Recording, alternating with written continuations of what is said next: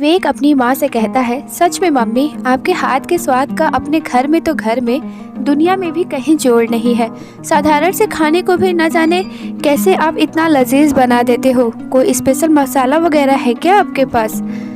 तो उसकी माँ कहती है, 40 साल लगातार खाना बनाने का अनुभव भी किसी मसाले से कम नहीं होता है बेटा।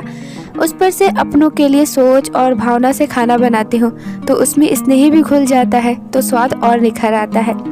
तब से उसकी बहू बोलती है, ना मम्मी जी ना, अब ये बहानेबाजी नहीं चलेगी।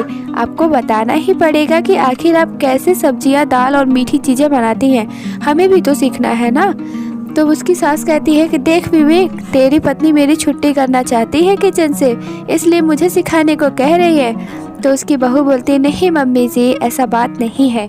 तो सास बोलती है, अरे मजाक कर रही हूँ बहू, देख मैं अभी तो बनाती ही हूँ ना, जब लगेगा अंत करीब है तो सिखा कर जाऊँगी सब कुछ तुझे।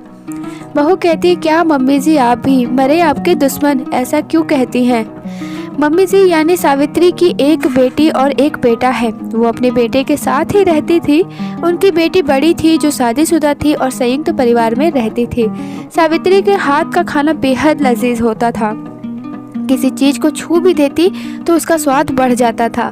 पर एक अजीब आदत थी उनकी, वो किसी से अपनी रेसिपी शेयर नहीं करती थी, चाहे कोई कितना भी आग्रह कर ले। रजनी तो रजनी, यहाँ तक कि वो अपनी बेटी वृंदा तक से अपनी रेसिपी शेयर नहीं करती थी। ऐसा लगता था कि उन्होंने अपनी रेसिपी शेयर कर दी और बहू बेटी उनकी तरह खाना बनाने जान गए तो उनका महत्व कम हो जाएगा। माँ, 6 महीने इंतज़ार करने पड़ते हैं तुम्हारे हाथों की कढ़ी खाने के लिए। बता भी दो ना कैसे बनाती हूँ, ताकि मैं खुद भी बनाकर खा पाऊँ और अपने ससुराल वालों से भी वाहवाही बटोर पाऊँ। वृंदा इस बार अपनी बेटी को लेकर आई थी, जिसकी पढ़ाई पूरी हो चुकी थी और वे जॉब पर लग चुकी थी। अरे कोई स्पेशल रेसिपी नहीं है बेटा, प्यार और मन लगाकर बनाओ, हर चीज़ अच्छी बनेगी। सावित्री ने फिर टाल दिया। वो गाजर के हलवे के लिए गाजर घिस रही थी। नानी, आप तो इतने समझदार हो, अपनी बेटी को भी समझाओ ना। अभी जॉब स्टार्ट भी नहीं किया मैंने, और शादी कब करोगी मेरे पीछे पड़ गई है। वहीं बैठकर कॉफ़ी पी रही थी और प्राची बोलती है। तब से उसके साथ नानी कहती है, ठीक है अभी नहीं करोगी, पर करना तो है ना, 1-2 साल बाद। मामी जी, सच बताओ तो मुझे शादी का मन ही नहीं है। अपनी स्वतंत्रता जिंदगी इतनी खूबसूरत होती है, कहाँ शादी के बाद वो खूबसूरती रह जाती है।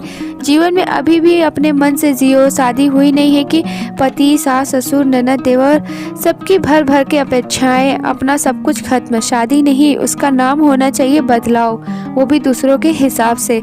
प्राची बोले जा रही थी मानो मन में कितना आक्रोश हो। बेटा, तुम्हें गाजर का हलवा पसंद है क्या? नानी माँ, मैं आपको समझदार समझती थी, पर आप भी मम्मी की तरह निकले। मैं शादी की बात कर रही हूँ और आप गाजर के हलवे की। हाँ पसंद है, बहुत पसंद है। शादी और गाजर के हलवे में बहुत ज़्यादा फर्क नहीं है बेटा। क्या? आप भी ना नानी, सच कह रही हूँ।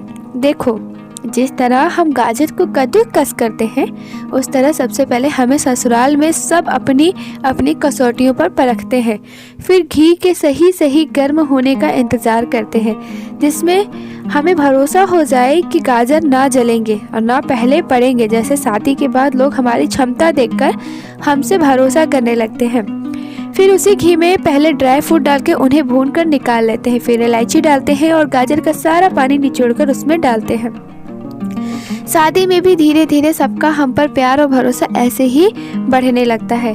फिर उसको पूरा समय देकर भूनते हैं ताकि घी, इलायची की स्वाद धीमी धीमी आंच पर गाजर में बस जाए।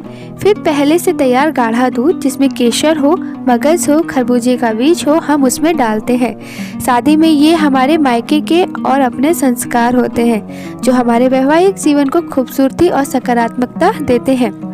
बाद में चीनी वह प्रेम है जो रिश्ते में धीरे धीरे घुलती जाती है और समय के साथ मिठास भरती जाती है। ओह माय गॉड, गाजर का हलवा और शादी के बीच इतनी समानता। और क्या बताओ, गाजर के हलवे में दिखने में, स्वाद में कितना फ़र्क होता है ना नानी। जबकि गाजर भी अपनी जगह महत्वपूर्ण है और उसका हलवा भी। मायके में बेटी गाजर होती है और ससुराल में उसे गाजर का हलवा बनना पड़ता है। गाजर के हलवे की ही तरह खूबसूरत और अच्छी होती है शादी के बाद वाली ज़िंदगी। अगर हमने गाजर से और गाजर के हलवे तक के पड़ाव धैर्य और प्रेम से पूरे किए हों तो अब बताओ ये बदलाव सुखद है या कष्ट देने वाला है? ठीक है, थोड़ी थोड़ी कन्विंस हुई है आपकी बात पर नानी माँ, पर मेरी शादी के प्रति सोच इतनी आसानी से नहीं बदलेगी, प्राची सोचती हुई बोलती है। भाभी बोलती है, प्राची की सोच एक बार की बदले ना बदले, मम्मी के गाजर के हलवे की रेसिपी हमें ज़रूर मिल गई। मुस्कुराते हुए वृंदा बोल पड़ी, सच कह रही है जीजी, क्या समझे मम्मी जी ने, मायका गाजर और ससुराल गाजर का हलवा। और हाँ मम्मी जी, आप निश्चिंत रहें, ये काम आपके जिम्मे ही रहेगा, क्योंकि कमोवेश हम लोग भी तो इसी ढंग से बनाते हैं हलवा, पर आपके हाथों वाला स्वाद कहाँ मिलता है। आज हमारी भी समझ में आ गया कि स्वाद आपकी सीक्रेट रेसिपी में नहीं, आपके हाथों में है। ये सब रजनी कहती है, और विचारों में भी भाभी वृंदा की इस बात पर लगे ठाकों से पूरा घर गूंज उठा। तो दोस्तों, आपको आज की स्टोरी कैसी लगी कमेंट करके ज़रूर बताइएगा। अच्छी लगेगी तो वीडियो को लाइक करिएगा, शेयर करिएगा, और अगर आप मेरे चैनल पर नए हैं तो मेरे चैनल को सब्सक्राइब ज़रूर करिएगा। तो चलिए मिलते हैं इसी तरह नेक्स्ट अपनी कुछ इंटरेस्टिंग स्टोरी में, तब तक के लिए bye bye and take care.